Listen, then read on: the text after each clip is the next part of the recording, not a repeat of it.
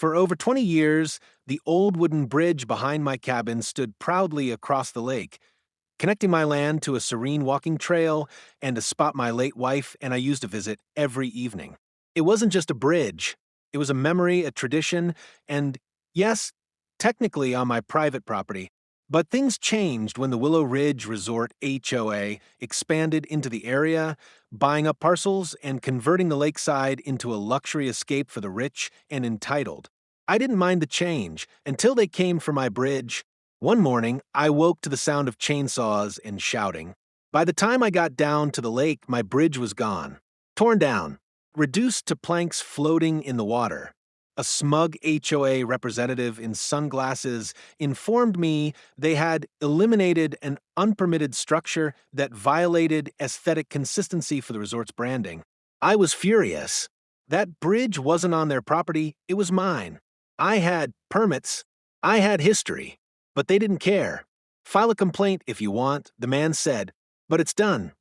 What they didn't know was that I also owned the original dam upstream, the one that created the very lake their resort depended on. It was a hand-built structure from my grandfather's time, maintained entirely by me. And although I never charged a dime, my dam was the only reason their lake even existed. I'd always kept it running out of goodwill. But that morning, something in me snapped. I didn't do anything rash. I consulted with my lawyer, the county, and the state water board. Turns out, I was well within my rights to drain the lake as long as it didn't harm wildlife or downstream properties. And so, I opened the sluice gates slowly, methodically over the course of a week. At first, the resort guests thought it was a drought. Then, their lakeside views turned into muddy pits. Piers stood on dry, cracked earth. The $4 million investment in luxury kayaks, paddleboard docks, and lakeside cottages became useless. The HOA came begging. They offered to negotiate.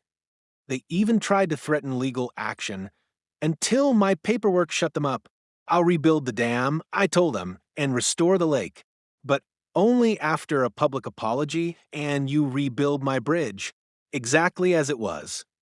It took 3 days for the apology to appear on every HOA mailbox and website. The bridge was rebuilt within the month. And as the water returned, so did peace, along with a little reminder posted on the new bridge, respect the dam, or swim in your regrets.